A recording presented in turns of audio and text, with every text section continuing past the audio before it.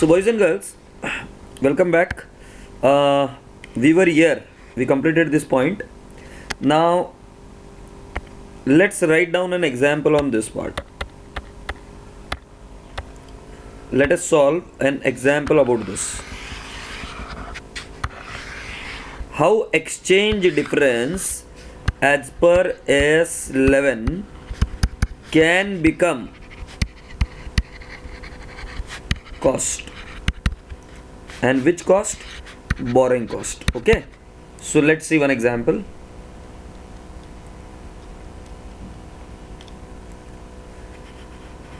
I'll request you all to read this example carefully. Vidya Limited took loan of USD 20,000 at 6% per annum. Will you please highlight the word USD?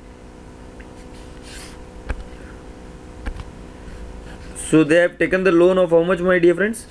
US dollar 20,000. Is that okay? So 20,000. On 1st April for specific capital expansion project, the interest was payable annually. The exchange rate at the date of loan was 1 USD is equal to rupees 45.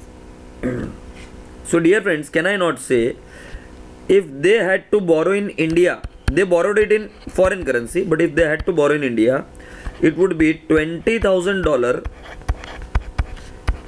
into rupees 45 was their loan amount. 20,000 into rupees 45 was their loan amount, that is equal to 9 lakh. Is that okay? Moving on. However, the company could have taken the corresponding rupee loan from bank at 12% per annum on that date. At the end of the year, the exchange rate was 1 USD is equal to rupees 48. How will you treat the borrowing cost and exchange difference in the above case? Analyze the impact of the following changes independently. What would be the accounting treatment if the rupee loan were to carry interest at 14% per annum? What will be the treatment if exchange rate at the end of the year were 1 USD is equal to 46? What we will do, my dear friends, right now is, let us first have a control on the problem. What is problem saying? Let's take an example. There is a fellow called as A. A has borrowed the money. A has borrowed the money from bank. A has borrowed the money from bank. Okay. But which bank he has borrowed? He has borrowed from US, and that is US dollar 20,000. He is based in India. Suppose had A wanted to borrow this amount, it was in Indian currency 20,000 into rupees 45. That is nothing but, my dear friend, 9 lakhs.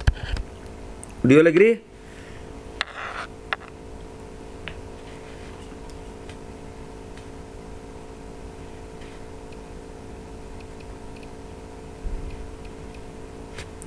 Now let's go ahead.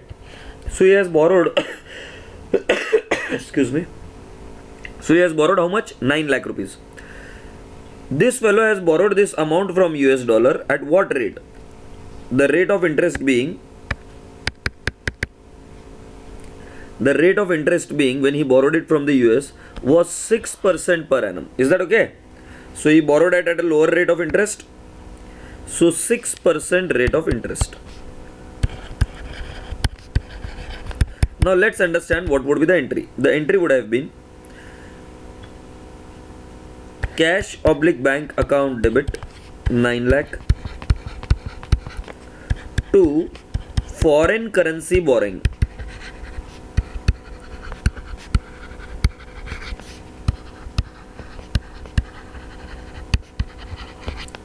Cash oblique bank account debit to foreign currency borrowing. Dear friends, do you remember AS11? Now in this case, this foreign currency borrowing is a monetary item.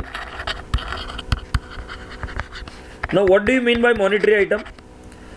An item which can be measured in a fixed determinable currency amount. So at the end of the balance sheet date, this $20,000 will be valued at closing rate, and the closing rate being 48. The closing rate being 48. So then, my dear friend, it turns out to 9,60,000. So the exchange difference is 60,000. Have you understood this? This is what we have studied in AS 11. The difference between 9 lakh and 9,60,000 is called as foreign currency exchange difference, and this 60,000 will be debited to P&L account. Now this is as per AS 11. Alright. So 48 was the balance sheet date rate. Now I'll give you word of caution. Wait, there is something else which we'll have to see.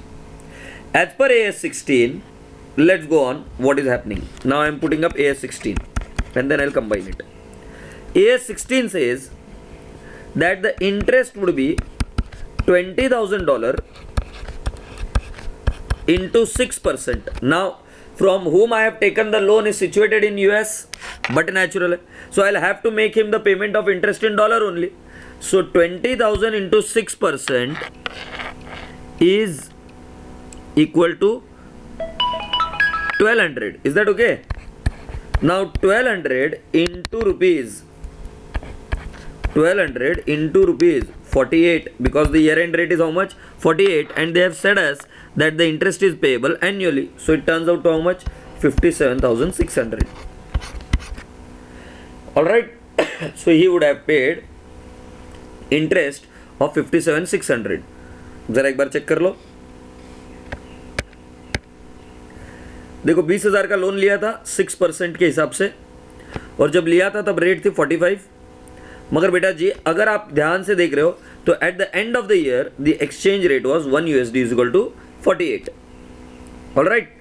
तो हमने जो कुछ भी calculation किया है एक बार वापस revise कर लेते हैं. इसमें हमने पहली चीज ये की कि लोन कितने का लिया भाई, तो 9 लाख का लोन लिया है. 9 लाख का लोन ये मॉनेटरी आइटम है. अब मॉनेटरी आइटम है तो हम इसको कौन सी वैल्यू पर रखेंगे? At the closing rate. इसका मतलब ये हुआ कि यदि मुझे आज ये लोन सेटल करना है तो मुझे कितने रुपए देने पड़ेंगे? So I'll have to give how much? 20,000 into 48, plus I'll also have to give some interest amount. So how much did I receive? How much did I receive? I received 9 lakh. But if I have to settle today, what I will have to pay? I'll have to pay 9 lakh 60,000 plus I'll have to pay 57,600 as interest. So that turns out to how much? It is equal to 10,17,600. Are you understanding this point? देखो मुझे मिला है पैसा इतना, मगर मुझे आज के तारीख में अगर ये सेटल करना है तो इतना देना पड़ेगा. ये कहाँ से आया? ये देखो मेरे मॉनेटरी आइटम का जो वैल्यू है आज की तारीख में वो 9,60,000. लोन रिपे करना है तो आज मुझे 48 की रेट से करना पड़ेगा और मुझे उसको इंटरेस्ट भी देना पड़ेगा. कहना पड़ेगा कि ये लो भाई 6% के हिसाब से इंटरेस्ट 57,600. तो इन दोनों के बीच का डिफरेंस क्या है?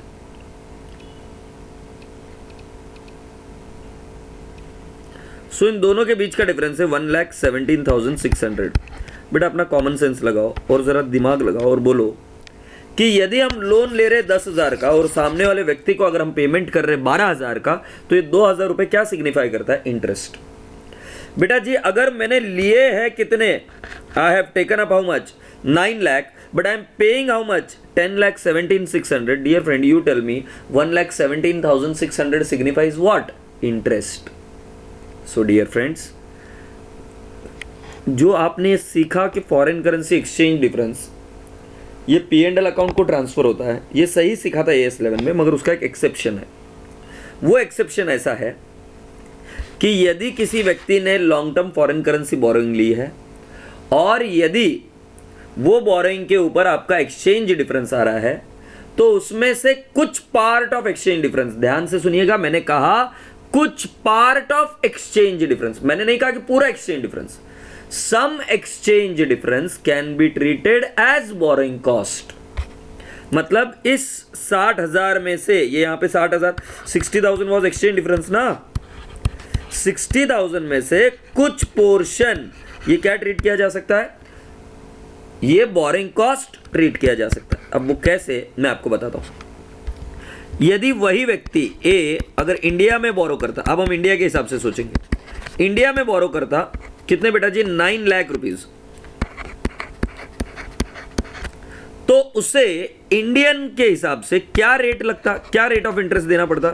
तो अब मैं आपको याद दिला दूं, देखो अगर उसको इंडिया में बोरो करना होता तो उसके लिए रेट ऑफ इंटरेस्ट थी, ये देखिए, however the company could have taken corresponding rupee loan from bank at 12% per annum। मतलब अगर भारत में उनको बोरो करना होता तो वो कितने क्या रेट से उसको बोरो कर सकते थे बेटा, 12%।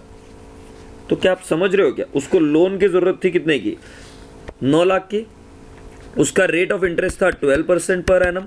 सो बेटा जी कितना इंटरेस्ट बन जाता, 9 लाख इंटू 12%, तो how much it would have been,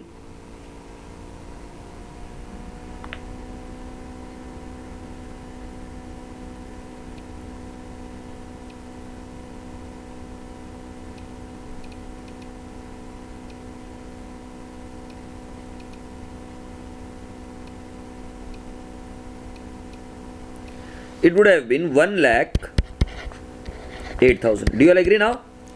So boys and girls कि अगर वो भारत में बोरो करता तो उसका इंटरेस्ट रेट कितना आ गया, 1,08,000। मगर उसने यूएस में बोरो किया, यूएस करेंसी में बोरो किया, तो उसको इंटरेस्ट देना पड़ा 57,600 और साथ ही साथ उसको एक्सचेंज डिफरेंस भी देना पड़ा 60,000, जिसकी टोटल आ रही है 1,17,600। तो AS 16 ये कहता है कि आप 57,600 तो बेशक कैपिटलाइज कीजिए, वो तो बोरिंग कॉस्ट है, वो तो बीसी है, साथ ही साथ अप टू 1,08,000 होते वक्त तक आप क्या कर सकते हो बेटा जी, एक्सचेंज डिफरेंस को भी बोरिंग कॉस्ट अज्यूम कर सकते हो। जरा मुझे एक बात बताएं, 1,08,000 माइनस 57,600 कितना आता है, तो 50,400 बेटा। 50,400 का एक्सचेंज डिफरेंस ये क्या ट्रीट किया जा सकता है, ये बोरिंग कॉस्ट ट्रीट किया जा सकता है। इसका मतलब ये हुआ 60,000 माइनस 50,400 कितनी अमाउंट आती है, इट इज 9,600। 9,600 ही केवल AS 11 के हिसाब से फॉरेन करेंसी एक्सचेंज डिफरेंस माना जाएगा। मैं आपको वापस समझा दूं मैंने क्या किया है। देखिए मैंने ये कहा आपसे कि वो व्यक्ति अगर फॉरेन में बॉय करता है, फॉरेन में करेंसी लेता है, फॉरेन करेंसी, तो उसे क्या क्या देना पड़ रहा था, उसे देना पड़ रहा था इंटरेस्ट, सामने वाले आदमी को जो इंटरेस्ट बन रहा था, कितना इंटरेस्ट बन रहा था उनका 57,600, तो उसे इंटरेस्ट देना पड़ रहा था 57,600 प्लस एक्सचेंज डिफरेंस उसे देना पड़ रहा था 60,000, कुल मिलाकर उसको देना पड़ रहा था 1,17,600। डू यू ऑल एग्री, ये देख लीजिए यहाँ पे 1,17,600, ऑलराइट। मगर यदि वही आदमी इंडिया में बाय करता, इंडियन करेंसी में ये बोरो करता, तो उसे कितना देना पड़ता, तो इसका सीधा सीधा हिसाब है, इंटरेस्ट उनको देना पड़ता 1,08,000। हमारा स्टैंडर्ड ये कहता है कि देखो भाई तुमने फॉरेन में करेंसी बोरो की तो की, कोई दिक्कत नहीं है, मगर हम फिर भी आपको 1,08,000 तक बोरिंग कॉस्ट को कैपिटलाइज करने दिया जा सकता है। दैट इज टू से 1,08,000 out of 1,17,600 can be treated as borrowing cost and the remaining balance would be treated as what, exchange difference, which is 9,400। क्या आपको समझ में आ रहा है? मैं आपको बताऊं, अगर कोई व्यक्ति फॉरेन करेंसी में बोरो करता है तो उस व्यक्ति के ऊपर दो टाइप के एक्सपेंसेस आते हैं, एक इंटरेस्ट और एक एक्सचेंज डिफरेंस। मैं ये कह रहा हूं आपसे कि यदि कोई व्यक्ति फॉरेन करेंसी में बोरो करता है तो उसे इंटरेस्ट और एक्सचेंज डिफरेंस, ये ऐसे दो एक्सपेंसेस आते हैं। यदि वही व्यक्ति इंडियन करेंसी में बोरो करता तो उसे भारत के हिसाब से इंटरेस्ट देना पड़ता। हमारा स्टैंडर्ड ये कहता है कि अगर वही करेंसी इंडियन करेंसी में बोरो की जाती तो कितना इंटरेस्ट दिया जाता, उतना इंटरेस्ट आप क्या ट्रीट कर सकते हो, borrowing cost. Even though that may be an exchange difference, वो एक्सचेंज डिफरेंस होने के बावजूद भी उसको आप एक्सचेंज डिफरेंस ना कहते हुए आप उसको क्या कह देंगे, borrowing cost. So to that extent AS16 will override AS11. AS16 will override AS11. So let's see this question again. अब देखिए, अब आपको समझ में आता है क्या question. Vidya limited took a loan of how much, my dear friend? 20,000 USD 20,000 at 6% per annum on 1st April for specific capital expansion project. The interest was payable annually. The exchange rate on the date of loan was 45. However, the company could have taken the corresponding rupee loan at the rate of 12% per annum as on that date. At the end of the year, the exchange rate was rupees how much? 48. मतलब 45 का कितने से बढ़ गया? 3 रुपए. How will you treat the borrowing cost and exchange difference in the above case? तो पहला देखिए, लोकल करेंसी, मतलब यदि मैं ये अज्यूम करूं कि मैंने इंडियन करेंसी में बोरो किया है तो मेरा कितना आएगा बेटा जी? 20,000 इंटू रुपीज 45 इंटू 12%, 1,08,000 आ रहा है ये. Yes. Interest on foreign currency कितना आ रहा है बेटा? तो वो आ रहा है 20,000 इंटू 6%, क्योंकि वहां की रेट कितनी है? 6% इंटू 48. 48 क्यों? क्योंकि हम एनुअली उनको इंटरेस्ट पे करने वाले हैं. एनुअली मतलब ईयर एंड के बाद, तो ईयर एंड के वक्त रेट कितनी है? 48. तो मैंने 48 के हिसाब से पेमेंट किया 57,600. ये बात तय रही कि हमने एक बहुत बुद्धिमानी का सौदा किया, हमने फॉरेन से करेंसी ली, इंटरेस्ट रेट ब्याज हमको कम लगा 6% के हिसाब से, वो कितना हो गया? 57,600. बट यहां पर ऐसा हो गया कि एक्सचेंज डिफरेंस ये प्रिंसिपल अमाउंट के ऊपर भी आया. हमने लोन लिया था तब 45 के हिसाब से लिया, मगर आज के तारीख में उसका पेमेंट करना होगा तो कितने रुपए देने पड़ेंगे? 48. तो बेटा जी 3 रुपए का हमको लॉस हो गया, तो 20,000 इंटू 3, ये 60,000 ये वाला फिगर आ गया. तो ये एक्सचेंज डिफरेंस है. AS16 कहता है exchange difference can be treated as borrowing cost, right, to the extent that the loan was borrowed in Indian currency only. मतलब अगर इंडियन करेंसी में लोन बोरो करते तो जितना आपको पेमेंट करना पड़ता इंटरेस्ट के फॉर्म में, उतना अमाउंट आप बोरोइंग कॉस्ट आज भी मान सकते हो. तो एक्सचेंज डिफरेंस 60,000, ये जरा ध्यान से देखो. 1,08,000 इंडियन करेंसी की बोरोइंग थी और फॉरेन करेंसी की 57,600. तो डिफरेंस कितना हुआ? 50,400. अब बेटा मुझे एक बात बताओ कि आपका एक्सचेंज डिफरेंस कितना हुआ? 60,000. बेटा मगर मैं 60,000 नहीं कर सकता हूं, मेरे पास डिफरेंस कितने का है? सिर्फ 50,400. So my dear friend, I can capitalise further 50,400 और बाकी का एक्सचेंज डिफरेंस कहां पे जाएगा? P&L अकाउंट के पास जाएगा. तो आप देख पा रहे हो बोरिंग कॉस्ट कितना हुआ? 1,08,000. हमें और एक मौका मिलेगा इसको सॉल्व करने का, बट एक दूसरे सम के साथ में. अब इंटरेस्ट रेट 14% अज्यूम कर सॉल्व करते हैं. बाकी सब चीजें सेम है, सिर्फ लोकल करेंसी की इंटरेस्ट रेट कितनी होगी बेटा जी? 14%. आप सभी लोगों से रिक्वेस्ट है, कैलकुलेटर पर लीजिए. 20,000 इंटू 45, मतलब इतना लोन लिया, इंटू लोकल करेंसी की रेट कितनी है बेटा जी? 14%. इंटू 14% कीजिए और बताइए फिगर कितना आया? फिगर आएगा 1,26,000, जो कि ये रहा. मतलब अगर हम लोकल करेंसी में बोरो करते तो 1,26,000 आता. अब हम फॉरेन करेंसी में बोरो कर रहे हैं तो कितने परसेंट से जाएगा? 6%. सारे बाकी की चीजें सेम है, तो आप काम करें, कैलकुलेटर पर ले. 20,000 इंटू 45, सॉरी 20,000 इंटू 6% रेट निकाला हमने, इंटू 48 जो एक्सचेंज रेट है. तो हमें कितना देना पड़ेगा फॉरेन करेंसी के लिए? 57,600. इन दोनों का डिफरेंस कितना हुआ? 68,400 है कि नहीं है? तो बेटा जी अब मैं कहां तक एक्सचेंज डिफरेंस कैपिटलाइज करता हूं? इस लेवल तक मैं एक्सचेंज डिफरेंस कैपिटलाइज कर सकता हूं. मतलब देखो लास्ट में टारगेट कितना है अपना? इंडियन करेंसी में अगर बोरोइंग होती तो जितना इंटरेस्ट लगता है उतना कैपिटलाइज कर सकते हैं. तो हाँ जी, हमको इंटरेस्ट लगता है 1,26,000, मगर हमने दिया कितना है? 57,600. तो इन दोनों का डिफरेंस जो है वो मैं और कैपिटलाइज कर सकता हूं कि नहीं कर सकता हूं? हाँ कर सकता हूं. कितना कर सकता हूं? 68,400. बट मेरा एक्सचेंज डिफरेंस कितना है? वो तो सिर्फ 60,000 है, क्योंकि बोरो किया था 45 के रेट से और देना किस रेट से? 48. तो बेटा एक्सचेंज डिफरेंस कितना हुआ? 60,000. तो ये पूरा का पूरा 60,000 हम कैपिटलाइज कर सकते हैं। तो बेटा अब टोटल बोरिंग कॉस्ट कितनी हुई आपकी 57,600 प्लस 60,000, सो कितना आ गया बेटा जी 1,17,600 और exchange difference as per AS11 P&L account में कुछ भी नहीं जाएगा। Exchange difference as per AS11 P&L account में कुछ भी नहीं जाएगा। सिचुएशन 3 और ब्यूटीफुल है। अब आपका बोरिंग कॉस्ट सेम है, आपका बोरिंग कॉस्ट सेम है। कितना है बोरिंग कॉस्ट आपका 12% ही, बट आपका एक्सचेंज रेट 46 हो गया है। ठीक है, तो अभी मुझे एक बात बताइए, आपने लोन कितना लिया, वापस वही कार्यक्रम करते, लोन कितना लिया, आपने लोन लिया 20,000 इंटू 45। अब लोकल करेंसी का इंटरेस्ट रेट कितना बेटा, पहले वाला ही है 12%।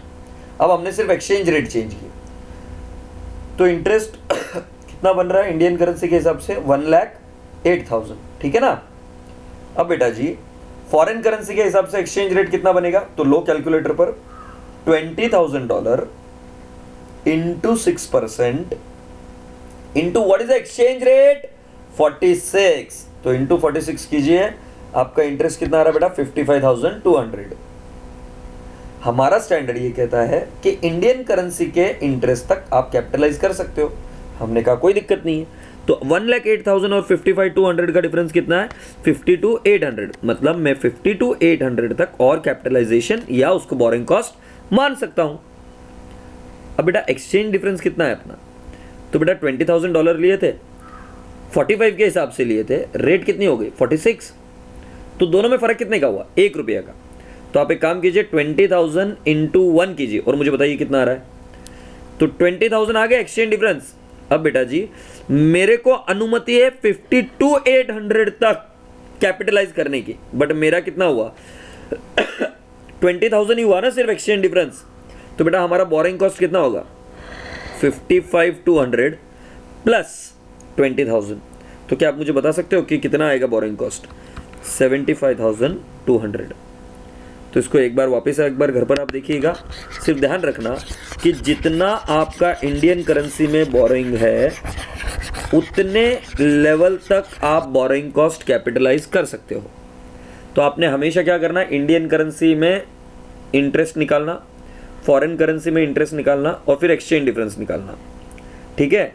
अब जो इंडियन करेंसी के इंटरेस्ट का और फॉरेन करेंसी के इंटरेस्ट का डिफरेंस है, वो इंटरेस्ट कैपिटलाइज होने का सक्षम है या उसको बोरिंग कॉस्ट ट्रीट करने के काबिल है वो। बट यदि आपका एक्सचेंज डिफरेंस उससे ज्यादा है तो हम हमारा लिमिट कहां तक कर देंगे, हम कैपिटलाइजेशन या उसको बोरिंग कॉस्ट उधर तक ही ट्रीट करेंगे जितना कि हमारा डिफरेंस था इंडियन इंटरेस्ट में और फॉरेन इंटरेस्ट में। और यदि मान लो कि आपका एक्सचेंज डिफरेंस कम है, डिफरेंस है, तो उस केस में आपका पूरा का पूरा बोरिंग कॉस्ट क्या मान लिया जाएगा बेटा जी, बोरिंग कॉस्ट। ठीक है। तो आप एक काम करें, अभी ये क्वेश्चन लिखकर इसका आंसर भी लिख लें, ये क्वेश्चन भी लिख लें और इसका आंसर भी लिख लें।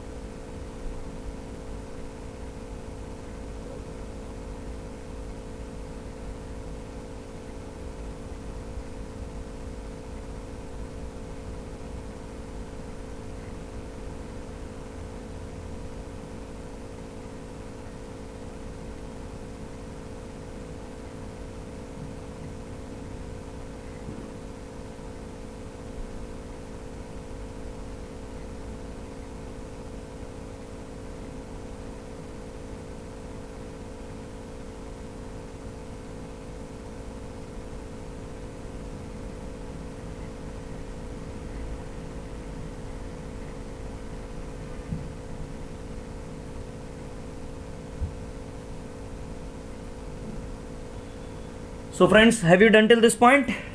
Okay, now it's the time that we understand the next part of it as well. So shall we begin it? Okay.